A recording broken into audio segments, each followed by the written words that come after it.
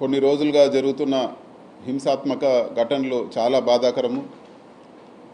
రాజకీయాలు ఎలక్షన్ల వరకే ఉండాలి, కానీ దాని తర్వాత కూడా వాళ్ళ ఈరోజు చాలామంది కార్యకర్తల్ని దౌర్జన్యంగా గాయపరచడము, అదేవిధంగా ఇల్లులు కూల్చేయడము, జేసీబీలు పెట్టి వాళ్ళ వ్యాపారాల్లో దెబ్బతీయడము, అదేవిధంగా చాలామంది పైన ఈరోజు దాడులు జరిగిన పరిస్థితి అందరూ కూడా చూస్తూ ఉన్నాము. ఇవన్నీ కూడా ఒక మంచి ప్రెసిడెంట్ కాదు. అధికారం ఎప్పుడు కూడా శాశ్వతం కాదు. ఎన్నో పార్టీలు ఎంతోమంది అధికారంలోకి వచ్చారు, పోయారు. కానీ ఈ విధంగా కార్యకర్తలపైన దాడులు చేయడము, ఇల్లులు కొట్టడం, ఇవన్నీ కూడా కొత్త పద్ధతి. ఎప్పుడు కూడా ఈ విధంగా రాష్ట్రంలో జరగలేదని చెప్పి కూడా మేము తెలియజేస్తాను. ప్రజలు మ్యాండేట్ ఇచ్చారు మీకు. మీరు ఏవైతే ప్రామిస్ చేస్తారో, మీరు ఏవైతే మంచి పనులు చేస్తారో అవన్నీ కూడా చేయండి. ఒక విషయం గుర్తుపెట్టుకోండి, 40% పబ్లిక్ ఈరోజు ఓటమి చెందినా కూడా వైఎస్ఆర్సీపీకి ఓటేశారు.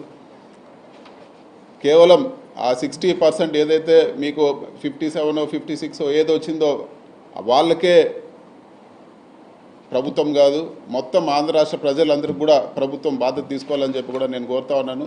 ఇలాంటి ఘటనలు అన్నింటి కూడా ఇమ్మీడియట్గా లా అండ్ ఆర్డర్ అన్నీ కూడా చక్కదిద్ది ఇలాంటి ఘటనలు జరగకుండా తగిన చర్యలు తీసుకోవాలని చెప్పి కూడా మేము కోరుతాము. అదేవిధంగా ఈరోజు పార్లమెంటరీ పార్టీ మీటింగ్ పెట్టుకొని ఇవన్నీ కూడా అందరికీ, పెద్దలందరికీ కూడా, ప్రెసిడెంట్ గారికి, ప్రధానమంత్రి గారికి, హ్యూమన్ రైట్స్కి, వాళ్ళందరూ కూడా ఈ ఇష్యూస్ ఏవైతే ఘటనలు జరిగినాయో ఇవన్నీ కూడా వాళ్ళ దృష్టికి తీసుకుపోతామని చెప్పి కూడా నేను తెలియజేస్తాను.